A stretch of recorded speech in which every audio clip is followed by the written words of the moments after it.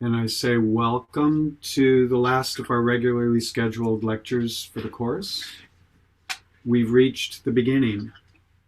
After starting at the end, we are now arriving at the beginning of the story. Let me share my screen. The city as cosmos. The third and final, as in first paradigm, of the normative theory of the city. What is the normal, what are the forces that operate in the production of cities? And you will recall we looked at the city as an organism 2 weeks ago, with an emphasis on the most fascinating organic relationship between a set of complex rules and systems of human relationships, Islam, and the forms of the cities that are produced directly out of those rules, those practices, those norms of what is the proper relationship between people, people and their environment, people and their God. Fascinating demonstration of something that continues to operate today in systems that we might be tempted to call chaotic, but are more properly seen as being complex. There is a very significant difference between chaos and complexity. And it is the role of the architect to when other people are dismissive of situations that are just too chaotic to even bother attempting to fathom, and where other people might give up in the face of complexity, architects stare long and hard and draw their way through the chaos, and they identify the rules. They identify the norms and the relationships, the patterns underlying what would appear to others to be random. And so architects manage complexity. That's what we do. The next norm we looked at last week was the normative theory of the city as a machine, in which the city is a machine that reproduces itself through its modularity. Once we have a parcel that is standardized on a grid that is standardized, we can reproduce that grid. The grid almost reproduces itself automatically across the continent of the United States, across the Mediterranean world, reaching out from Rome, etc. These modular reproductive systems, you can design one 5-story tenement building for the city of New York, and it can go on with very minor adaptations. It can go on almost any parcel in Manhattan because every parcel is identical. And so we don't need the architect, or the architect is dealing with a system approach.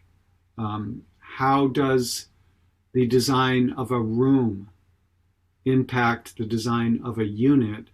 How does the design of a unit impact the design of a building? How does the design of the building impact the design of the city? And so I believe you've already done housing in your Studio 5 project? 4? Which studio did you work on housing? 5. Okay, thank you, Carvins. Yes, in Studio 5 you work on housing, and you experienced this multiplicity effect where you design one unit, it agglomerates into a specific kind of building. There is a reflexive relationship between the design of the building and the design of the unit. You could design the unit, push repeat, and it produces a building. If you don't like the building, you can change the design of the building and push the inverse button, and it redesigns the unit. It's not that simple, of course. It takes a lot of skill and experience to do that as an architect, but that is basically the strategy.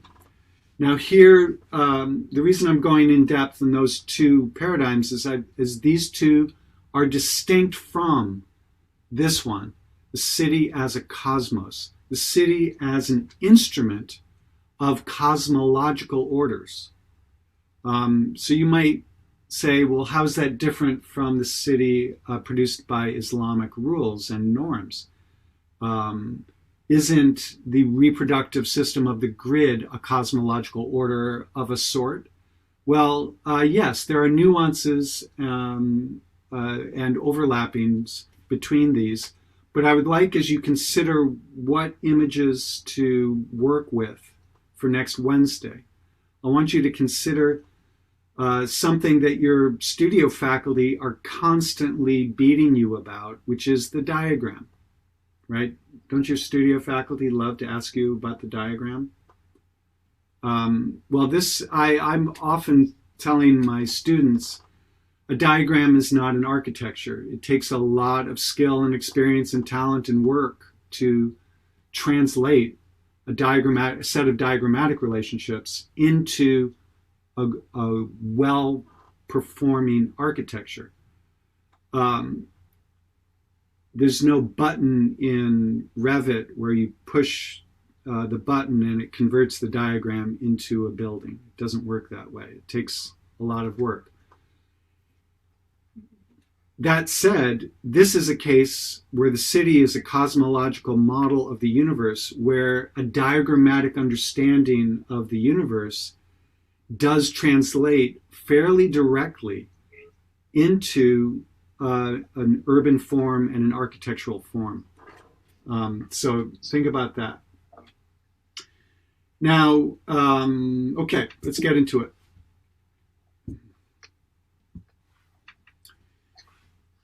These are the parts. I'm not sure if I managed to reproduce this slide throughout to mark our breakpoints. Sorry about that, but this is three-part lecture, and then we're going to look at the term project, which is something we'll pick up next week. We've already started that process, giving you a hint about what it is we expect you to do between now and Monday. So, okay, the Subah. This is something I've actually been frantically working on the past few days because I have a publication deadline, but it's very appropriate. I'm going to mute Manuel. It's very appropriate for this topic. And it's a response to the question, we've covered some of this material before. We're going to see Chatal Hoyuk. Remember the first time we met back in January? It seems like a long time ago now, right? Back in January, I gave you an example of what a normal lecture would have been in the 20th century version of this course, where we would start at the dawn of time, and then we would go through Chatal Hoyuk and Ur and Babylon and all of these old cities, and you would sit back and relax because you don't need to know any of this as soon as you answer the questions on the test. This is not going to be relevant to your careers. So the challenge throughout the semester is, how is this history relevant to my career? How is my future self, when facing severe challenges in the decades around the middle of the 21st century, how is any of this going to help me out? Right? Why would I frantically take notes on this topic as a time capsule, as a time travel message to my future self to, hey, this is information you're going to need in 2050 when your team is looking to you to help solve a problem? So that is a very tough question. Why does any of this old stuff matter? And I'm taking it seriously. And I'm willing to admit that most of this, the way I was taught it at least, doesn't matter. And we might skip over a lot of the stuff that I used to teach, even as recently as last year. But here's something that is desperately and urgently important for the next century. So we start with the Subah, rice field shrines.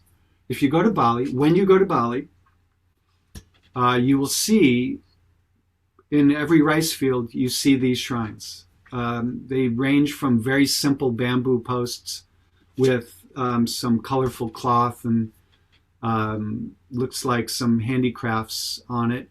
They can be very simple, and they tend to be stuck in the mud near where the water enters the rice field. And if you're like all the other tourists in Bali, you'll say, "Oh, isn't that nice? I'm probably one of the last humans on Earth who will see this quaint tradition before it disappears under the weight of cell phones, the internet, and Zoom." And then you walk up. If you're lucky, you have time to walk through the rice fields and trace the water uphill or downhill, and you'll find where the irrigation canals converge, you'll see a bigger temple. And then you'll see those channels of water converge again, and you'll see an even bigger temple. And if you're curious, you might follow this all the way up to a major temple where people are bathing and praying and giving offerings. All of these colorful things on the left are handcrafted offerings that people still make every day. It takes a lot of time, mostly women doing it. 3 or 4 hours a day are spent making these offerings, placing them out, burning incense, and praying to the gods. And in this case, they are praying that the gods continue to replenish the water supply that is the essence and the essential ingredient for plentiful rice harvests, which is the source of everything. And you'll see if you go way up to the very top, there's a volcano, an active volcano, that still looms over the island of Bali. And it is the source, the crater formed by the eruption in 1965 that killed about 1 million people. Maybe not that many, not 1 million, but a lot of people died in the 1965 eruption of this volcano. And in the crater, there is a lake, and the lake is fed by hot springs and nutrient-rich water that comes out of the volcano. And then the Balinese have dug tunnels, irrigation tunnels through the soft volcanic rock to bring the water from Lake Batur down through this branching network of irrigation canals to over 1,000 separate village and thousands, tens of thousands of individual rice fields. So all of the water that goes into all of this rice production comes from a single source. And if they did things the way we do things, the rich people would be at the top near the abundant source, near the lake, and the poor people would be at the bottom of the network, and sometimes they would have water, sometimes they wouldn't. Well, that's not the Balinese system. The Balinese system, they realize, is that they need to cooperate through these religious, social institutions of the water temples. They need to elect priests to represent their interests up the network.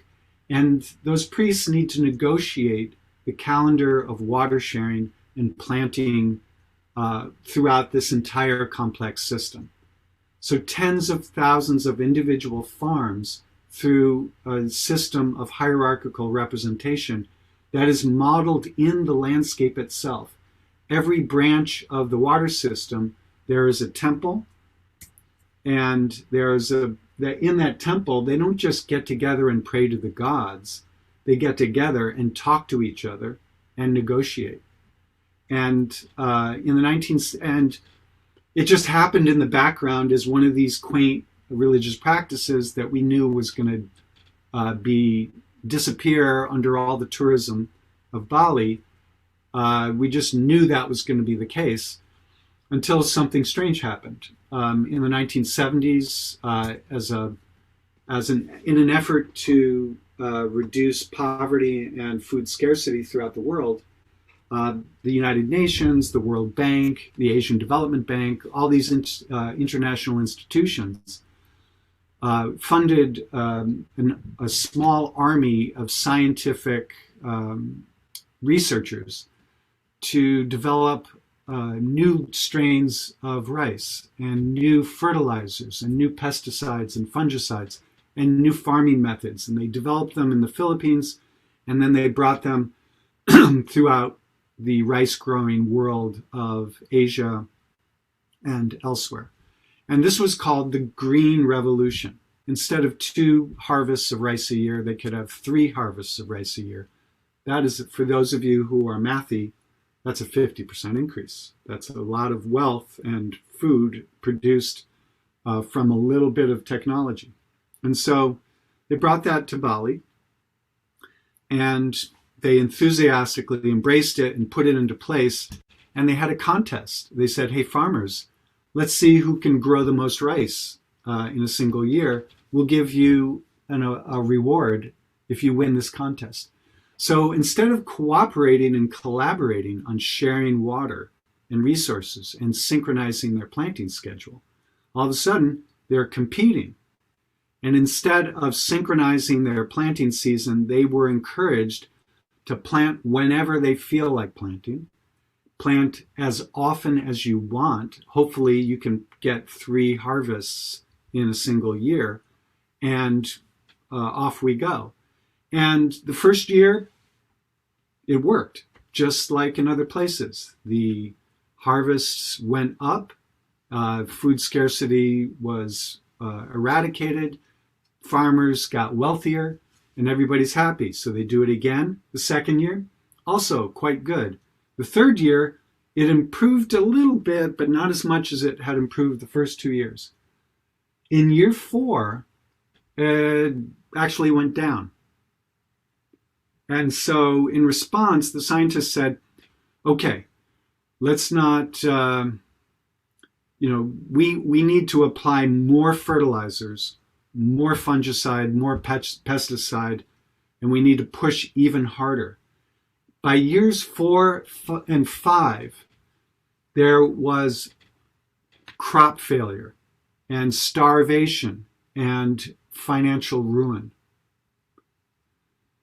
So in year 6, all of a sudden, people are showing up and they're giving offerings at the shrines. They're having meetings at each temple at the branches. They are praying in droves at the water temples. And they are meeting and negotiating at the mother temple at the top in Lake Batur itself. And the Green Revolution is canceled. They go back to their traditional practices.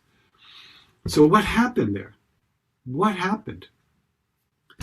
Well, we're still struggling to figure this out. An anthropologist by the name of Stephen Lansing, collaborating with a set of computer scientists from University of Southern California, have been studying it ever since. Well, he was there, working there, and he's been studying it ever since. I was in one of these villages sick with paratyphoid when I met some of these researchers in the 90s.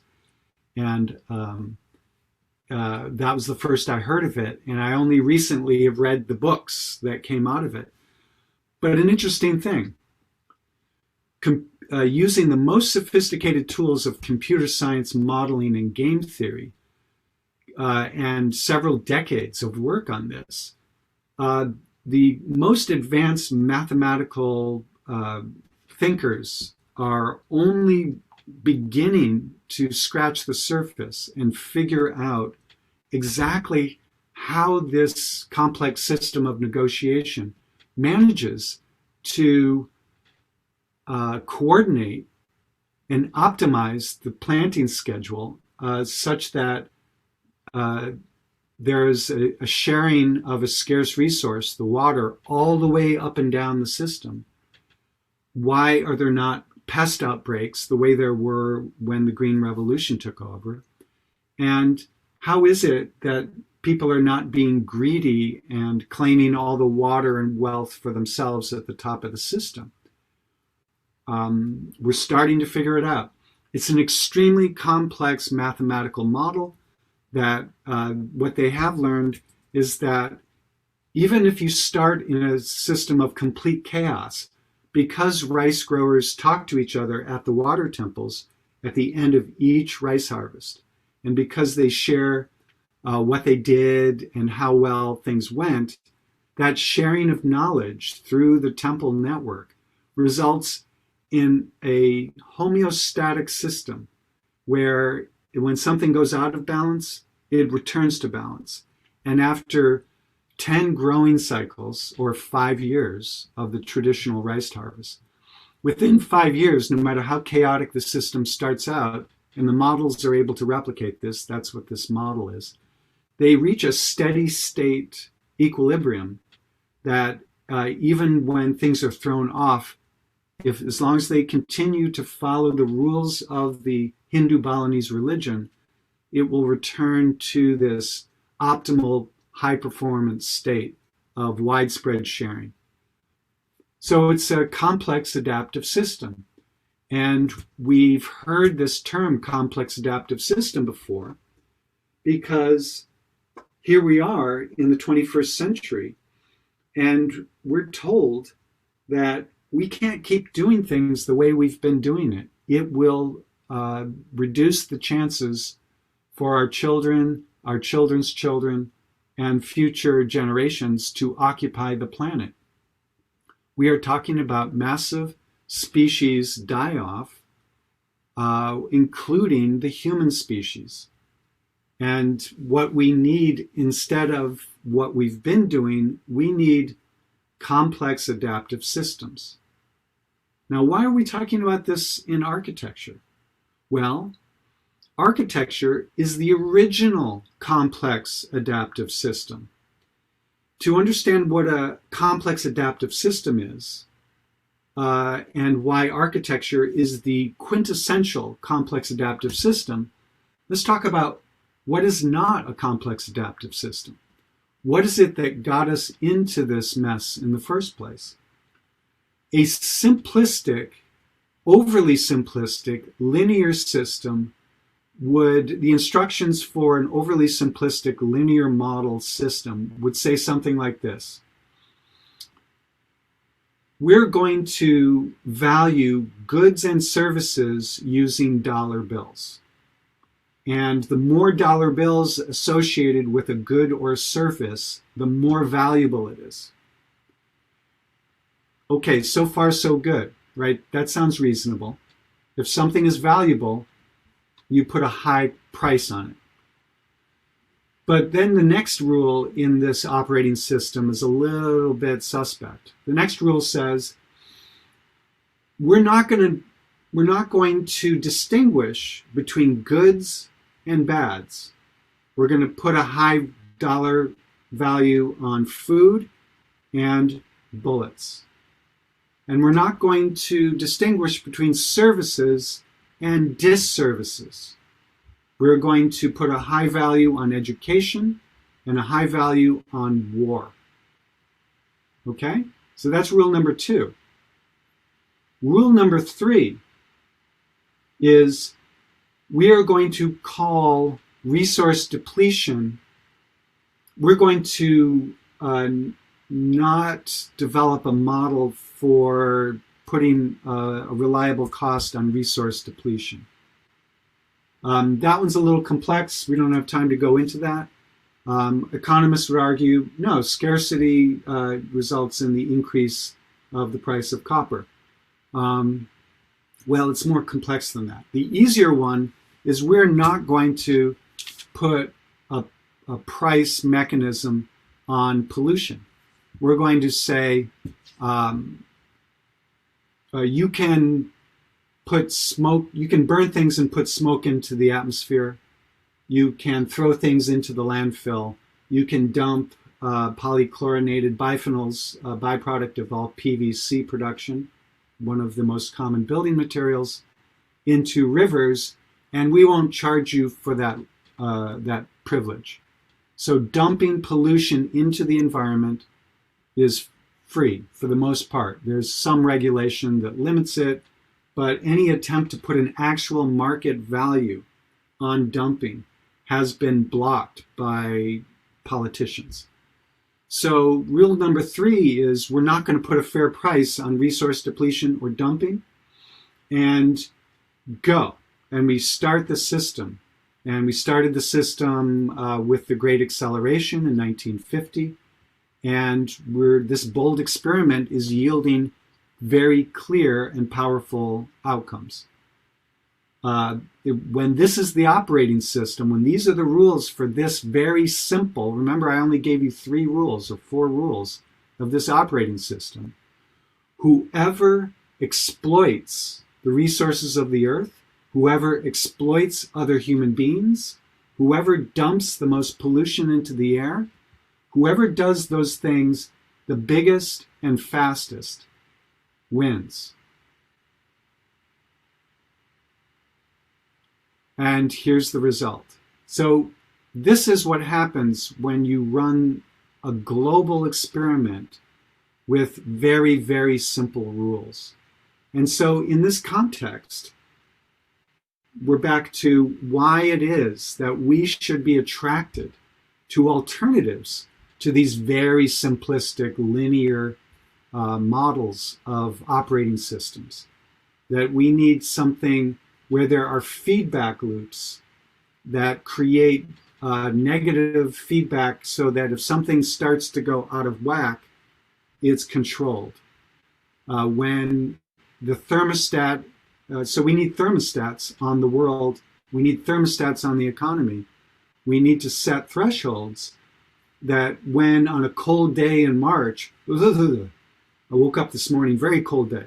On a cold day in March, when the temperature drops, the thermostat, the temperature in my house started to drop, and then the thermostat was set up to kick on the heating system. The heating system turns on, it heats up the house, and when the temperature gets to a certain temperature, the thermostat responds again and it turns it off.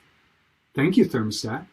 Thank you, architectural system that was engineered to establish thresholds. Below this temperature is too cold, above this temperature is too hot. In that range, the comfort zone is just right. It's a machine that dynamically produces the Goldilocks effect, not too hot, not too cold, of human comfort within buildings. And architectural systems have embedded in them multiple thermostats. When is a room too big? When is a room too small? When is a room just right? When is there too much light? When is there not enough light? When is there just enough light? So architecture and what we do in studio, I would argue what you do in studio every day, day in, day out, pushing towards April 21st, is an example of a thermostat. You are testing, you're saying, well, that's too small, that's too big, this is just right. And then you test the next thing. That's too low, that's too high, this is just right. And you go on system after system, characteristic after characteristic. We are all architects engaged in the production of complex adaptive systems using a complex adaptive system, which is the studio. The act of design is itself a complex adaptive system. And so what we do is what the world needs. What we do is very similar to what the Balinese do in this Subah. And when we use linear, overly simplistic linear models of, like we did with the public housing experiments in the 20th century, things don't go so well. We disconnected the feedback loops. We turned public housing, in this case in St. Louis, into a machine for racial segregation, and then we unplugged the services, pipes froze, ice formed in the stairwells, people abandoned public housing until the only solution was to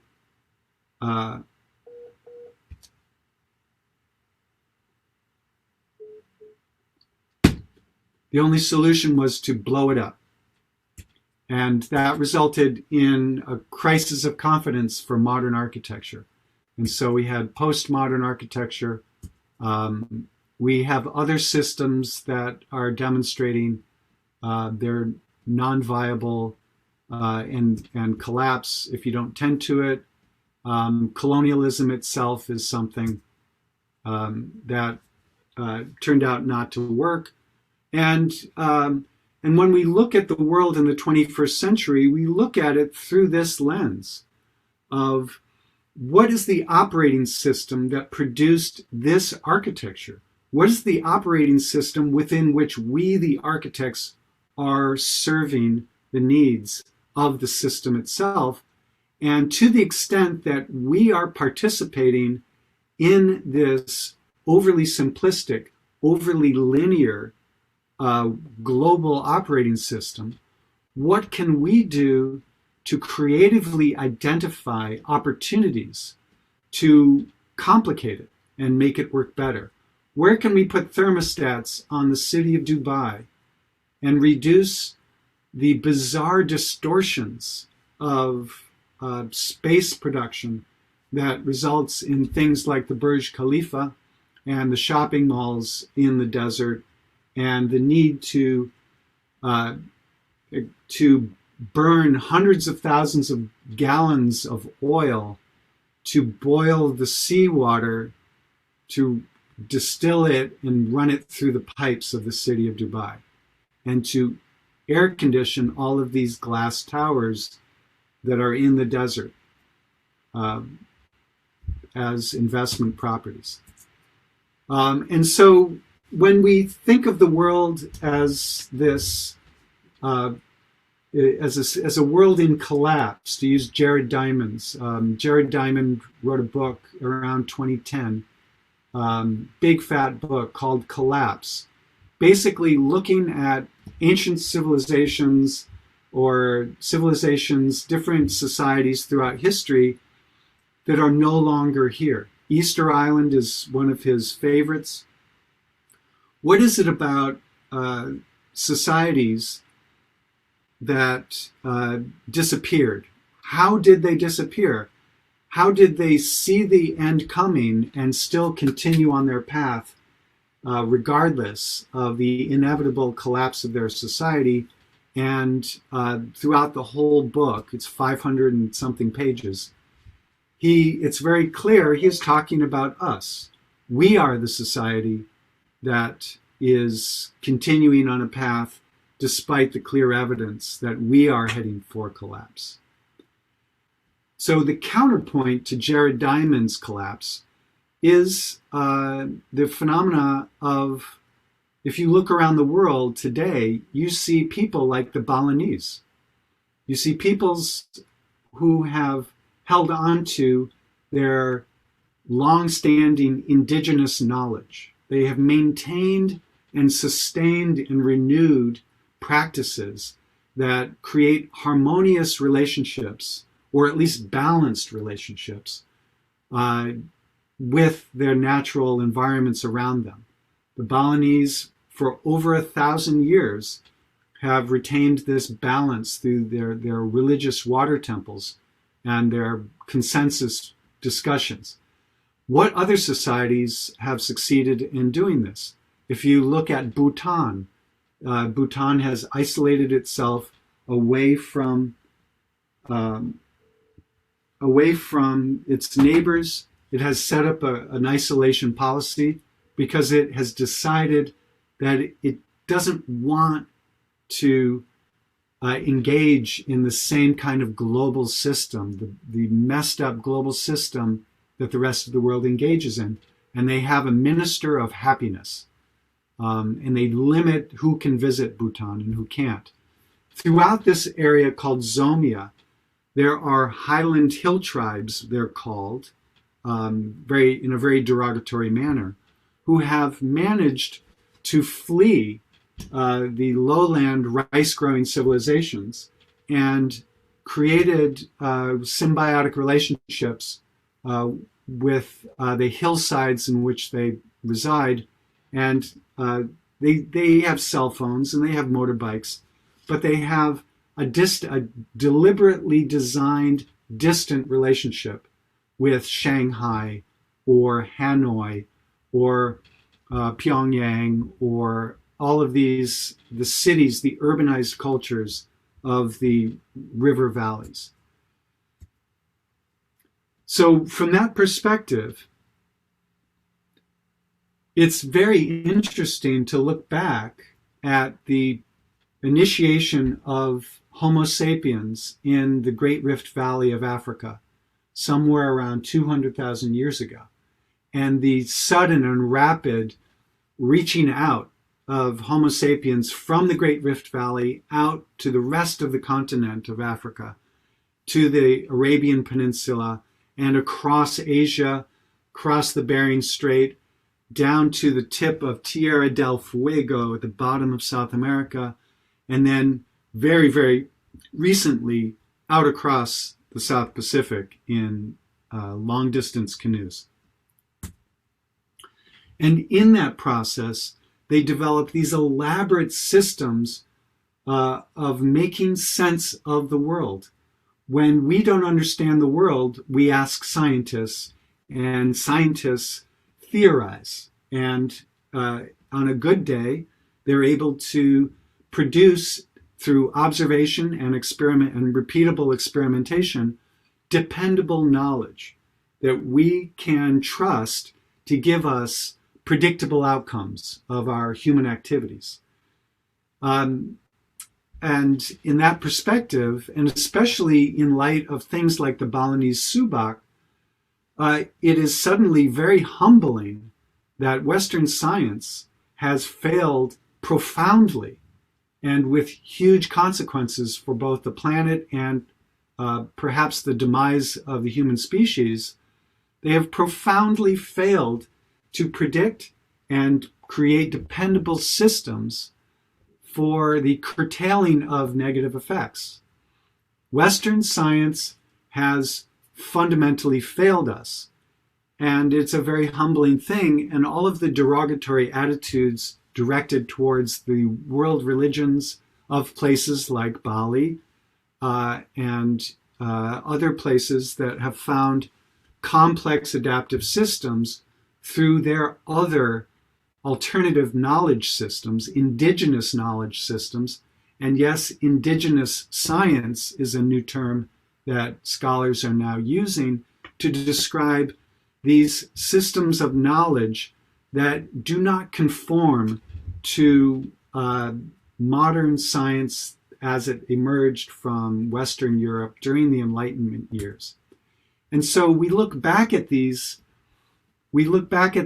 early histories of cities through a new set of eyes. The things that were rendered invisible when we were looking for these quaint, esoteric, aesthetic expressions in places like Çatalhöyük. Oh, isn't that interesting that they worshipped the boar and created this primitive art? Isn't that interesting? Well, there's a new urgency to our interest. It's not just esoteric. It is actually, we are seeking insights into how it could be that our systems could learn from alternative approaches to the world. Here's one that is the opposite of our architectural urban patterns, where if this is, remember that guy? If this is the drawing of our city streets, let's see. Instead of city streets, here we go. That's the one I was looking for. Is this a figure ground drawing where they reversed the figure and the ground? No. This is an architectural plan, which is a horizontal section through the dwelling units of the city of Çatalhöyük. I'm trying to pronounce it in the proper Turkish pronunciation. I don't know if there's anyone here who can help me with that. But here in Çatalhöyük, this is a plan cut through the living quarters, the black lines are party walls between the different dwellings. They did not have streets. They didn't have structures that occupied. They did not have object structures sitting on the plain of the desert or the plateau. What they had were homes that were excavated, partially built up with the material they excavated to create a very different form of inhabitation. And we picture it as something like this, where the entrance was through the roof, and there were not public streets, there were public rooftops. The rooftops, accessed through a series of ladders, were the public space. This is where the socializing, we imagine, occurred. This is where the life occurred. And they had this system where every architecture was more or less identical. It was a cellular architecture where some of the cells were homes, most of the cells were homes, but some of these dwelling units actually performed other purposes, but without a significant architectural distinction in the arrangement and design. It was very subtle, the difference between the different architectures. So here we have an alternative approach where instead of single-use zoning as we have it today, where there are different areas of the city for different uses and you never mix uses, and you have different architectures for each use and you never mix uses within a single architecture, and you never use architecture A for purpose B, this is the opposite of that. And suddenly, there is a relationship between Çatalhöyük, the first city that we know much about, and our reuse of industrial buildings, where the best creative design space in Boston is built in an old ice house made out of brick. So it's a building that was built for an industrial purpose that we no longer have, and the design of it, the adaptation of this ice house, turns out to be a fantastic place for an ad agency or a graphic design firm. We love industrial buildings for the new creative economy. So I'm going to jump forward in the interest of time. But you've all seen these slides in History Theory 1. Do you remember that? That was a long time ago. It's been a long journey, but we're back.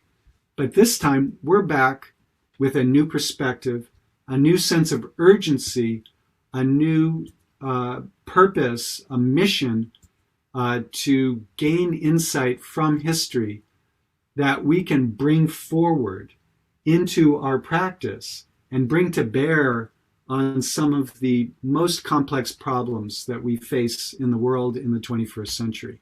And today we're dealing with the big one, the cosmological one. What is wrong with us? What is wrong with our vision of the world? What is wrong with our mindset that we could mess up the world so profoundly, so fundamentally, and so irreparably?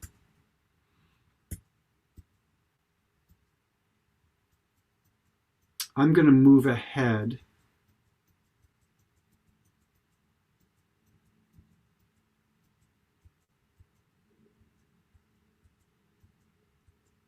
Mohenjo-Daro. Just to mention that Mohenjo-Daro was, like the Balinese, all about water. The Indus River Valley civilizations, the Yangtze River Valley civilization, the Pearl River Delta civilizations, and in South America, all of the greatest social accomplishments of around 10,000 years ago, a period we associate with what we call the agricultural revolution, are produced because of the need and the ability of architecture, the need to manage scarce water resources, and the ability of architectural systems to effectively manage and sustain scarce water sources. And so in modern day China, South America, throughout South Asia, and the Nile River Valley in Egypt, all of those things that, all of those architectures that we studied share the common thread that the initial wealth that was able to produce the specialization and the expertise of early architectures, early and sophisticated, successful, complex architectures, were the result of successful management of water systems to create food surpluses to support specialization that created the complexity that is at the core of cities. Mohenjo-Daro is the poster child of that as a complex water management system.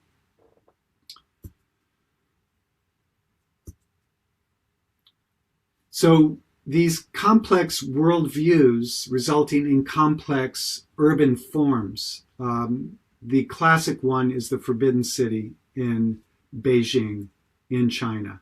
And here we see Axel Solberg's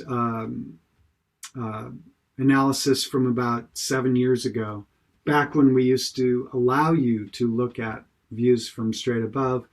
Remember, we don't allow you to do that anymore. We take away points if you look at things from straight above.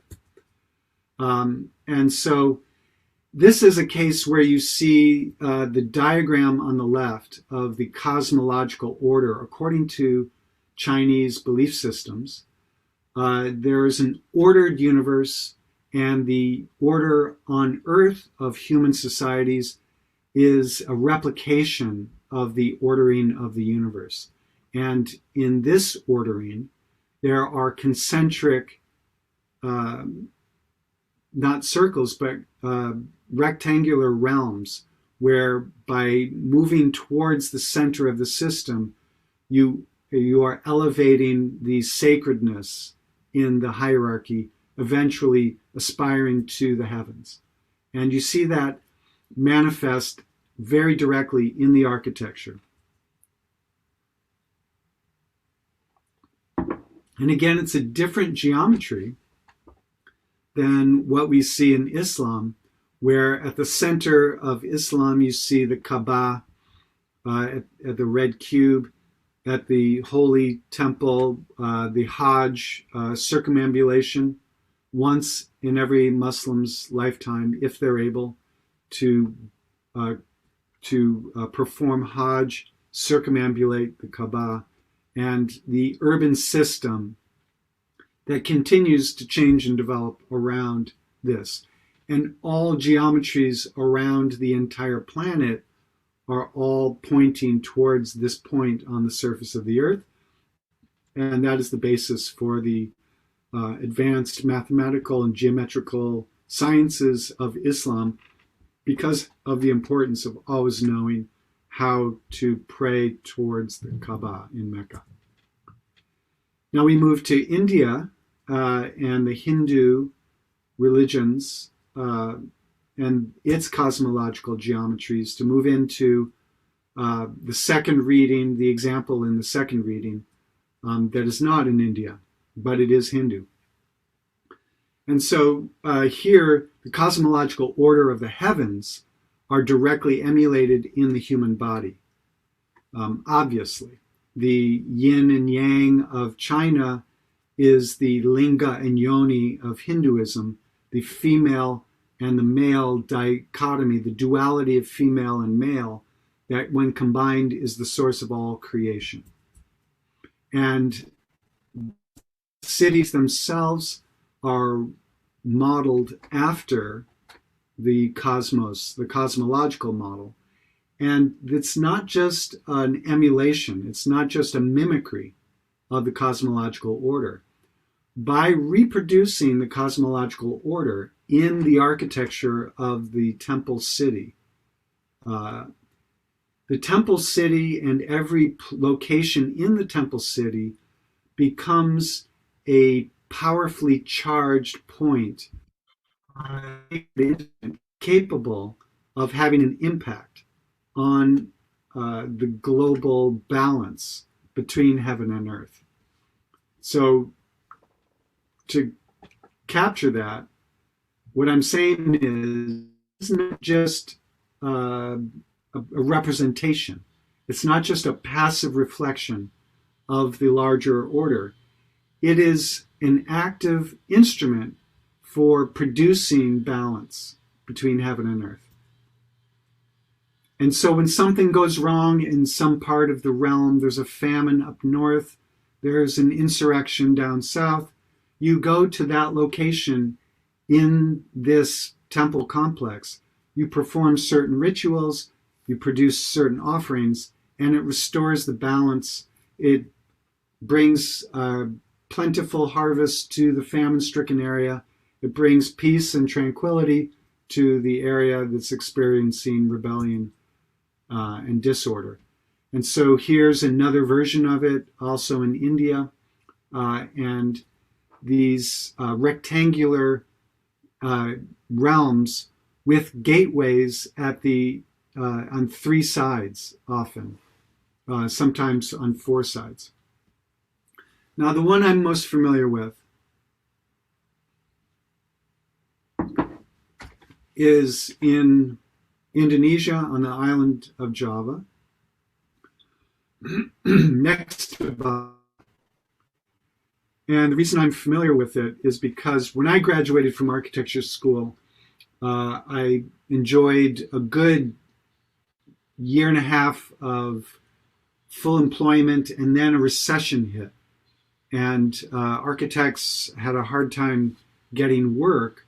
I had a good 3-year run, completed my internship, took my exam, and was ready to practice architecture right when the deepest part of the recession was hitting. Fortunately, I had a backup plan. I got a 3-month grant to go study the architecture and urban form of a city on the island of Java. Here's the largest Buddhist temple in the world. This is an example of an architectural monument that's of a religion that started in India, but moved across the planet to find its way to Java, where it actually became, if anything, more important than it did in India. Well, even if it wasn't more important, it resulted in the largest Buddhist monument in the world, Borobudur, which was built by a Buddhist kingdom in the 8th century in the middle of Java, in the middle of the rice fields. And it was buried in volcanic ash for centuries before it was unearthed by the British colonial and then the Dutch colonial authorities. A really remarkable structure, a remarkable experience, a remarkable architecture of a society that converted shortly after the completion of this building. The kingdom converted to or relocated to relocated out of this area, abandoned this monument. It was lost to the forest and the volcanic ash, and the kingdom eventually converted to Islam, and the connection to the traditions and cultures that produced this monument were largely lost. So this is an example of the kind of monumentality that we're used to in the United States. Sturbridge Village, Colonial Williamsburg. Who's been there? I only see 4 of you. So Sturbridge Village, Colonial Williamsburg, these are all places where the culture no longer is alive. There are no living descendants of the residents. At least they might be. I might be descended from people who lived in Sturbridge. I wouldn't know. I'm an American. We don't pay attention to such things. And so we here in the United States, we have a presumption that old things are old and dead, and then new things take their place. Well, in other parts of the world, not so much. So here's the city of Jakarta, and in the foreground you see the informal settlements of the red tile roofs, one-story buildings in the actually not a bad place because the people have enjoyed easy access to jobs. They're doing quite well, thank you very much. It's not really an informal settlement, but it was not built according to some regulated plan by the Dutch colonial architects and planners. The people built their own houses, and they have been improved in place over the last century, and this is what it looks like. When a business wants to build its operations near downtown Jakarta, they purchase up through coercion or some other means the households, and they build their commercial structures, and that is what we see imprinted in the form of the city of Jakarta. In the background, you see the big road architecture that as soon as you start producing large roadways, large boulevards capable of carrying a lot of traffic, you start to get higher value parcels along the big roads. So the big roads are where the towers crop up, and then tucked away in the upper left corner, there is a national monument like the Washington Monument. This is the symbol of the country of Indonesia. This is the most important political, cultural symbol monument. It was designed by one of the first graduates of the first architect class in the Bandung Institute of Technology. Just like Wentworth Institute of Technology, it was a polytechnic modeled on MIT. And one of the first graduates became a leader of the revolution against the Dutch. He was an architect, a modernist architect, and he collaborated with another architect to develop this symbol of the nation. Embedded in it is the linga and yoni of Hindu Javanese religious symbol. And there it is from another view, lit up at night with one of these major boulevards. And so in the background, so it itself is a national monument, familiar to us because we have the Washington Monument in Washington. Off to the left, we have what was at one time the largest mosque in the world, Istaklal Mosque. 92% of Indonesia is Muslim. And then off in the distance between the minaret here and this onion dome here, you see the Protestant church, the cathedral. And so you see a multicultural expression of Hinduism, Islam, and Christianity. When I arrived, not in Jakarta, but in the middle of Java, I arrived to see this gate. I was really fascinated by this gate and the gardens beyond the gate.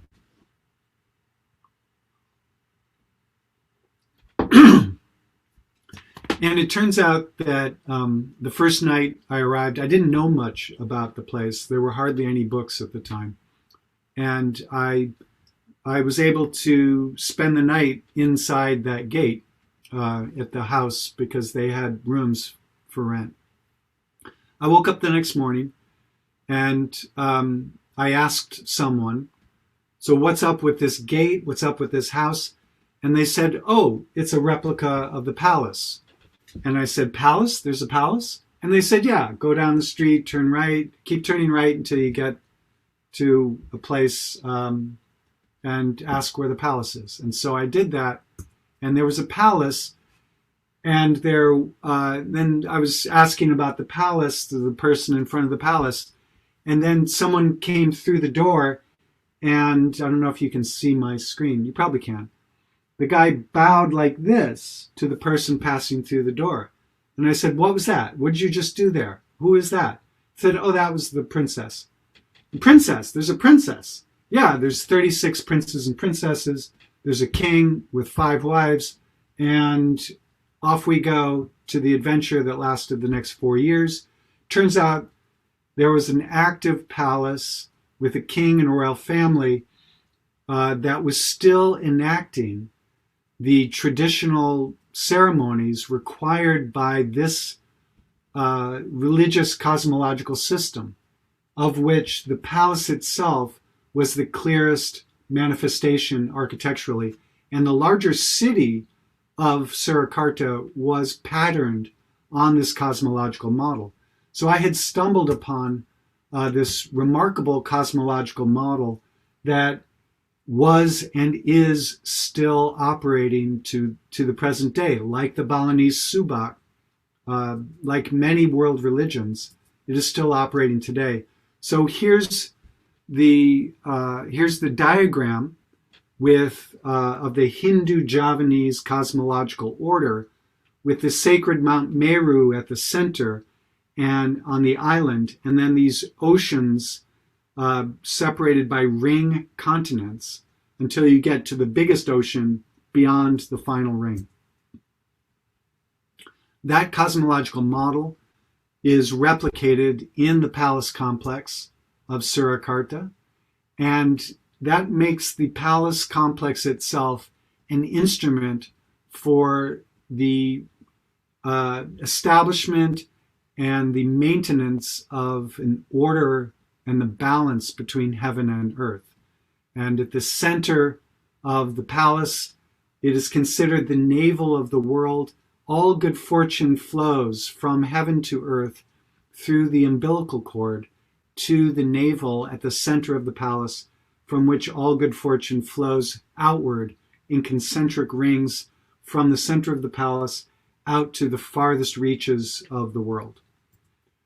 And that is manifested in the arrangement of the palace complex itself. And it also has an impact on people's behaviors. If you live out on the coasts of Java, you're not expected to speak High Javanese. High Javanese is for people who live closer to the center. And so as you move closer and closer to this city, the royal capital, you are expected to have a working knowledge of Middle Javanese and High Javanese so that you can speak with appropriate respect to the other people around you. And then if you're in the palace itself, there is a special vocabulary that is reserved for the king. So you don't just say, "Hey king, have you eaten?" You don't use the same word for eat as you would for anyone else. You use the special word reserved for reference to the king himself. So it also applies to clothing, and it applies to whether you wear shoes or not, whether you sit on a chair or you don't sit on a chair. All of these things are subject to an elaborate hierarchy of rules.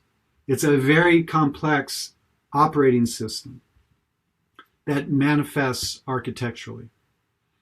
During my 4 years there, I was able to stretch my 3-month grant to the point, it was very cheap to live there, to the point where I became involved in the documentation of the palace, resulting in this study and other drawings that had never existed previously, because you weren't allowed to know what the architectural form of the interior of the palace was. I was given permission in step by step in stages. There was no Google Earth at that time, so when I finally found a satellite image, it cost something like $1,000 to get a satellite image of the palace. That's how old I am. But it's a living culture that is sustained to the present. Let's see if this works. That's not going to work. So I didn't just measure and draw the buildings. I participated in the ceremonies, like the Javanese New Year ceremony, in which that I wrote about in the reading. So I won't go into it. Um, it it involves predicting what is going to go wrong in the coming year and choosing specific objects to restore the balance of heaven and earth, to reduce the severity of those things, the famine, the crises, the unrest, all of those things. People walk in from the distant villages and they crowd the streets to watch these things go by in a parade led by the white buffalo, the sacred buffalo who seem to always know when to come to town. And they either go fast or slow, depending on how they feel. And the whole parade either stops when they stop and run when they run. And when they relieve themselves on the street, the young men especially will rush in and soak up the urine, grab the feces, and take it home because it's, of course, it is sacred. So apparently, these people are true believers. It's a very complex, elaborate system. When the palace burned to the ground in 1985, everyone knew it was a message from the Queen of the South Seas that the king had done something wrong.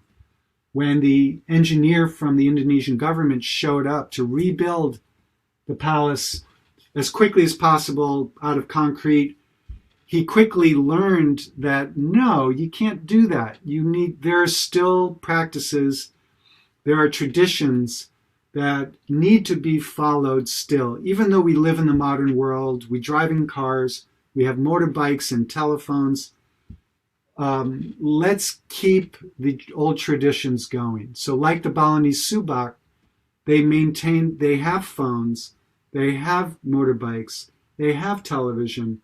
They like Oprah and the royal family just as much as anybody else, but they're also sustaining these centuries-old practices, and both are true, both are happening. And so here's the king putting the golden nail at the bottom of the most sacred pillar of the system. And so these things are still going on.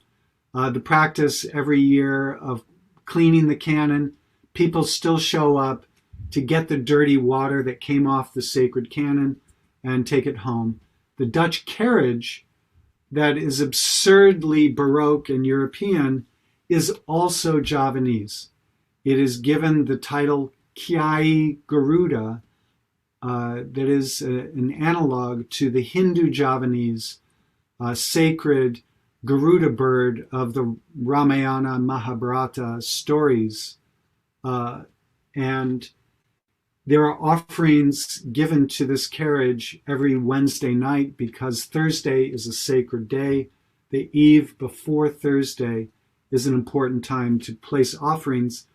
This Dutch Baroque carriage is now incorporated into the Javanese cosmological system. The Dutch Baroque architect, Thomas Karsten, designed this palace building in a Baroque Dutch style.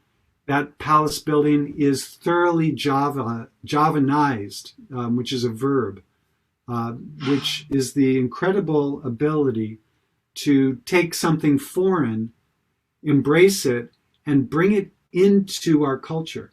Not only are they okay with what we would call cultural appropriation, it is venerated. It is actually an active, positive, productive thing to do, to take the Baroque architecture and make it Javanese, to take the Ottoman fez, make it Javanese, to take the tuxedo tails coat, snip off the tails so it doesn't interfere with the kris, the short sword of the Javanese costume and make the tailcoat Javanese, the brass band, etc. It's all an operation of syncretism. They syncretically adapt these foreign cultural elements and bring it in to the Javanese culture. That's what syncretism means. And so here you see the flag of the nation of Indonesia on two sacred offerings of the Javanese Hindu tradition, the linga and the yoni, the male genitalia, the female genitalia of Hinduism, all being deployed within the context of an animist Javanese belief system venerating the Queen of the South Seas in honor of the Prophet Muhammad's birthday. Who's keeping a scorecard of how many religious traditions are being reflected here? Right? I think I lost track after 5. And so on this holy day of Islam, the linga and yoni are paraded through the architectural complex in order to charge these offerings with supernatural powers placed at the Javanese mosque building, which is an adapted architecture that came from the Hindu Meru temple that you can still see on the island of Bali as a Hindu temple, but here it's adapted to become the quintessential characteristic mosque form of throughout Southeast Asia, mainland Southeast Asia, Malaysia. This was the mosque form of Southeast Asia. It came from a Hindu Javanese architecture adapted with 4 columns representing the 4 key pillars of Islam, a direct analog, the minaret to the right, and out in front of this Javanese mosque, the Hindu offerings with the Indonesian flag are offered up in celebration of Maulud, the birthday of the Prophet. And then once the essence of the offerings are offered up to God, Allah, then it is torn to pieces by the frenzied crowd so that they can take home pieces of it. So these traditions continue to the present, even as the palace itself falls into disrepair. The king is an impoverished king. The kingdom was expropriated from him at independence in 1949. And what little money the king has access to, he uses to continue the ceremonies. And it's not about the architecture, which was the hard lesson for me as an architect. It's not about the architecture, it's about the ceremonies and the religious life and the performance of these rituals in this sacred space that continues to perpetuate the balance between heaven and earth. So the Agricon Award for Architecture has an award ceremony every year, every 3 years. Have you heard of the Agricon Award for Architecture? Those of you who I can see. It's a really interesting program that values not just beautiful architecture, but beautiful architecture in the service of communities. So every 3 years, they send out an army of architects and fans of architecture to find projects anywhere in the world to celebrate and consider for an award. And the catalog of award recipients is a very good repository of projects, of examples where architecture is beautifully designed and it performs a remarkably high level of service and benefits to the communities in which they're placed.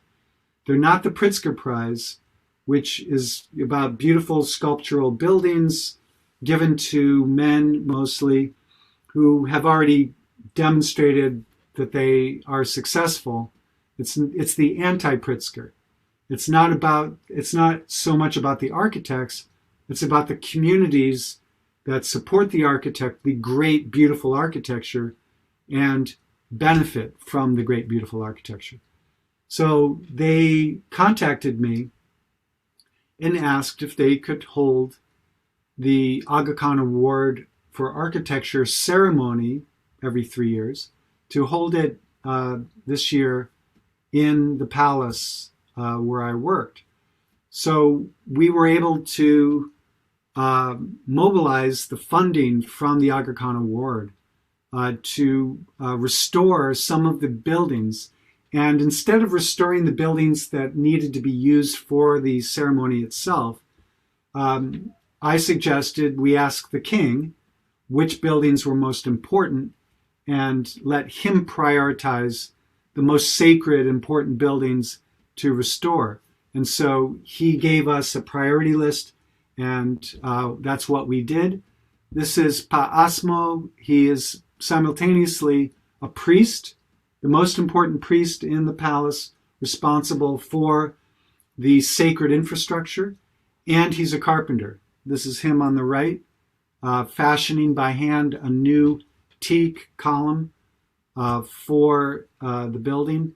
Here we are doing measured drawings with Pa Asmo, performing all of the required ceremonies before, to appease the spirits and the gods before entering the sacred realm and doing our measured drawings.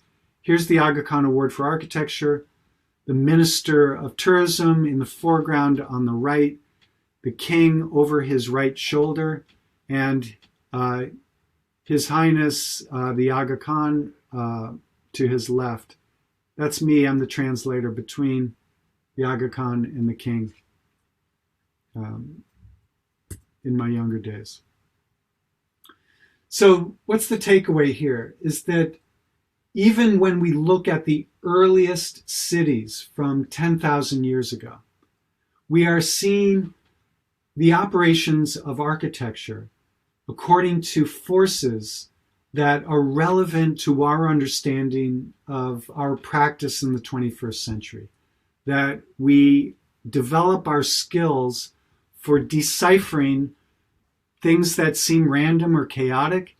We are able to establish the patterns that we need to identify through drawing, through our tools of drawing. We identify the patterns that characterize the operation of complex forces, economic forces, religious forces, social forces, political forces, physical forces. These forces leave a mark. These forces translate into forms in more or less direct ways. We as architects do two things. We translate those forces into forms. That's what we do every day, day in, day out.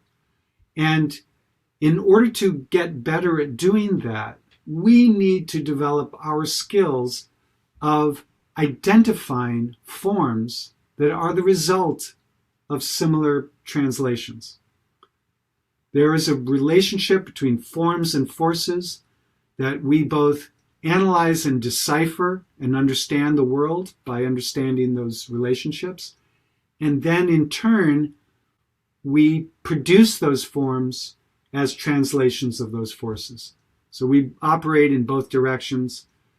Everything you've been doing this semester is to help you understand those translations from forces into forms, and from forms, reading those forms, reading the forces back to their point of origin. And so in the analysis assignment, that's what we do. And the expectation for you on Wednesday is that you will find an image, you will analyze that image, you will translate those forces manifesting in the image and understand those forces. You will use drawing to make sense of the forms and patterns in the image. And you will translate the visual evidence into a verbal argument, claim, provocative question, caption, etc. This is what we expect you to do on Wednesday. This is what we expect you to do for big points on the term project. This is what we expect you to do as the starting point of your studio project next fall in the Urbanism Studio that Manuel and I will be teaching. This is what we expect you to do as the starting point for what you do in the thesis program. And this is what the world expects you to do when you are working in the profession throughout your careers. It's some form of this same thing of looking at the world where we are being asked to produce architecture, making sense of the world, making sense of the prior work of others, and translating that visually, verbally, and then based on that understanding, we then in turn produce architecture. Any questions about that? I think that brings us very directly to the question of the term project. So I'm going to present a little bit. I'm not sure if we have Manuel.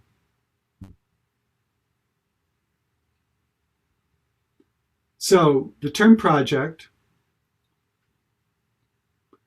once again, you go to Brightspace, you look for that image associated with your favorite class.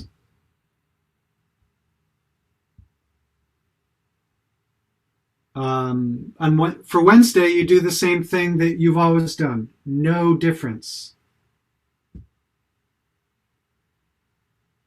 You submit, you choose an image, you analyze it, you submit it, and then on Wednesday, we talk about it. Any questions about that? This is the 11th and final round of this cycle of reading, lecture, chat, analysis, forum. Oh, I'm not sharing the right screen, am I? I'm looking at this and you're not. Let me change that.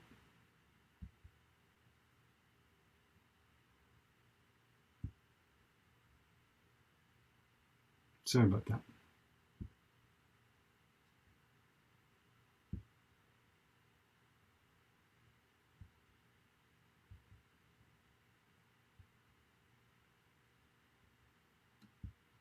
Okay. Let me play by Missouri rules and say that again. You go to Brightspace, you know how to do this. You choose your favorite class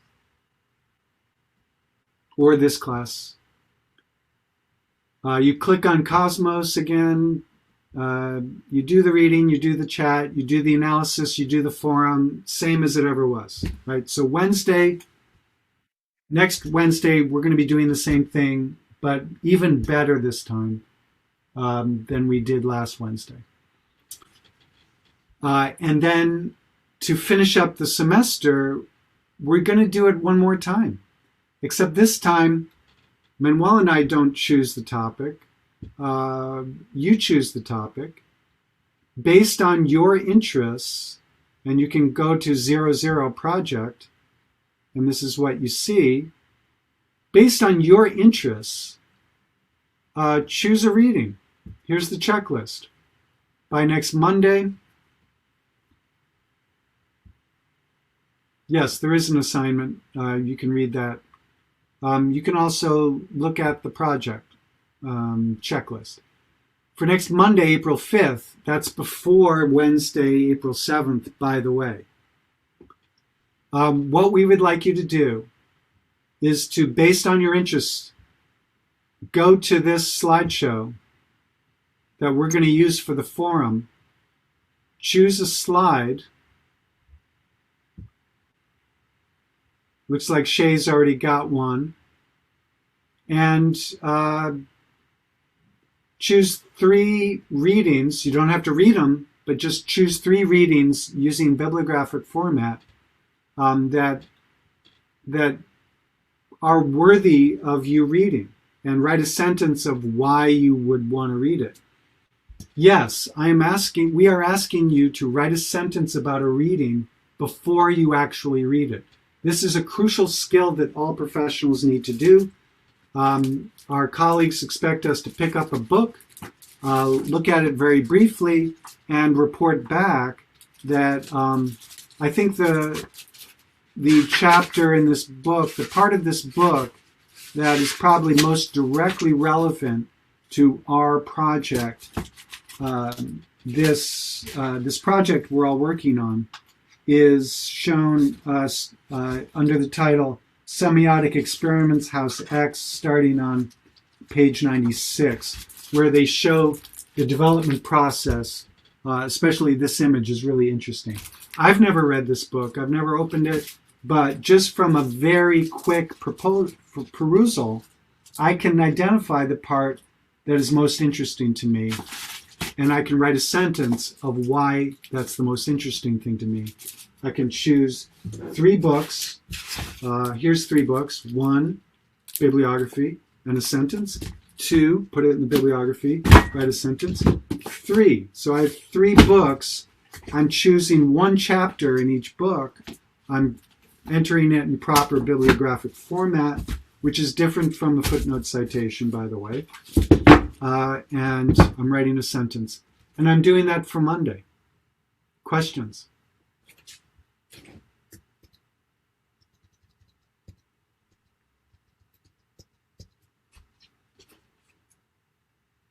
You are still there. I knew it. I knew you were still there. No questions? Where's the chat? Some of you don't like to ask questions out loud.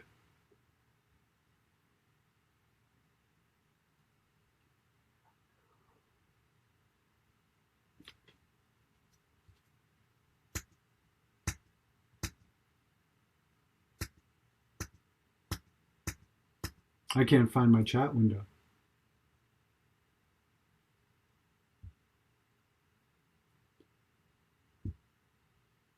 No questions in the chat. Okay.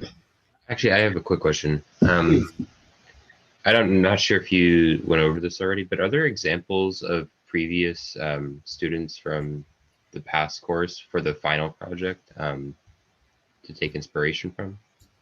Yeah, it should be a loose inspiration because the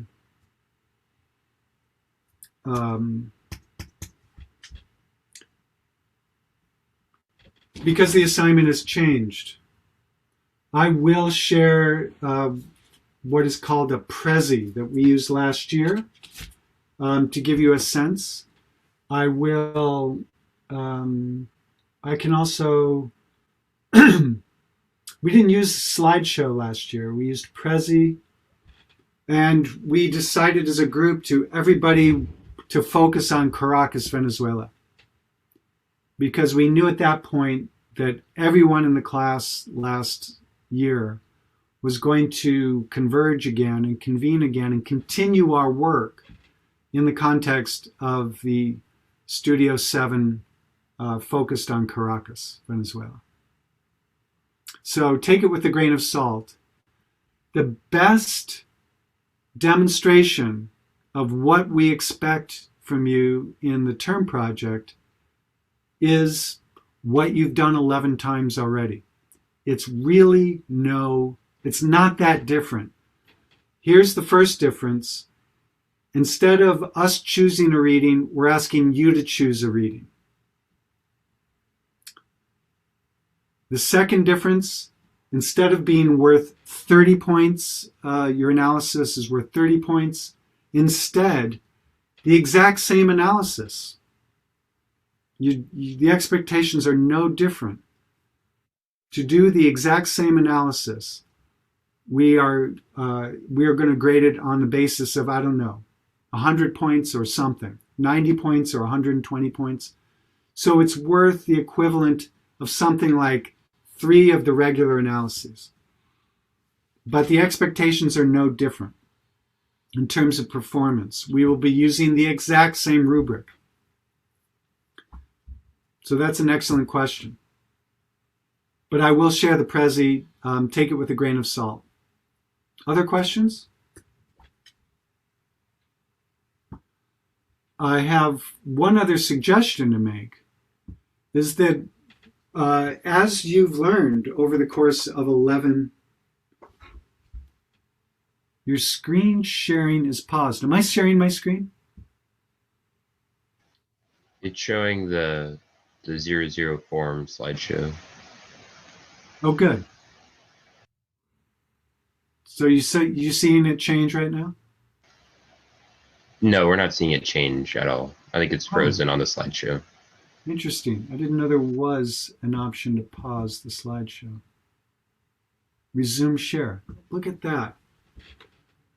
I hope I never have to use Zoom again, but here we are learning new things about Zoom. Okay. So as you have noticed, sometimes it's best We still can't see, sorry. Okay, I'm going to stop sharing, and I'm going to start sharing.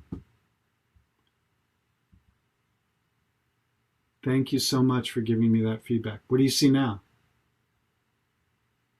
The slideshow. Did it just change? Yes. Great. So as some of you have noticed, sometimes it's easier to identify what you're interested in and then choose something to read and then choose an image to analyze. But some of you might want to choose an image, and then based on the image that you're interested in analyzing, choose a reading. That's also possible. So if we go back to the checklist, we want you to give us on the slide 3 readings with 3 sentences, 3 candidate readings with 3 sentences. Then we will, and then we want you to choose one. We want you to use bold type to indicate the one that you would like to read. So you list 3 or more potential readings. You write 1 sentence for each capturing what is of greatest interest to you. And then you use bold type to indicate the reading you will complete and use to guide your image selection by 10 a.m. Friday, 9 April. So we're going to do the regular old class on Wednesday, and then between Wednesday and Friday, a week from today, what we want you to do is we want you to read your reading, and we want you to upload 3 or more candidate images, 1 per slide, worthy of analysis as a vehicle for better understanding a moment of truth related to your topic. Come to class prepared to form groups and work together on possible directions to develop as a team. So a week from today, on Friday, you will be arriving at class having done your reading, having produced a takeaway statement and a target question to put in your slide. And a week from today on Friday, you will arrive with 3 candidate images based on those images that I find in the forum slideshow. So maybe we should do this.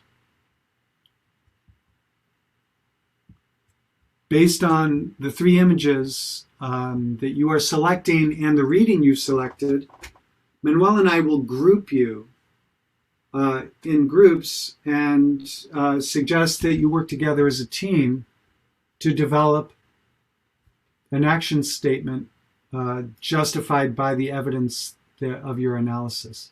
So this time your teams are going to form, then you're going to do the analysis between Friday and Wednesday, as usual. And you're going to work on that during class on Wednesday.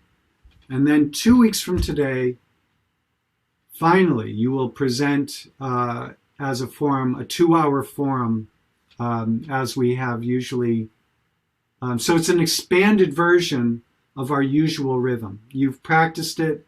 Now let's do it for real. Does that make sense? Hopefully, you don't have to depend on understanding the words coming out of my mouth because it is so clearly laid out in Brightspace.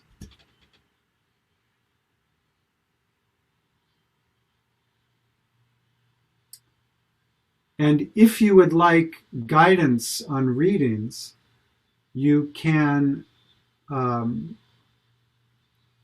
out after class today or find a time to meet with me. I'm not sure what Manuel's schedule is, but I have office hours from 9 to noon, Monday and Tuesday next week. Okay? So I will send out a link for those office hours Monday and Tuesday next week, 9 to noon, and I will hang out after class in the meantime. Thank you, everyone. Have a great weekend. See you on Wednesday. Thank you, Professor. Thank you.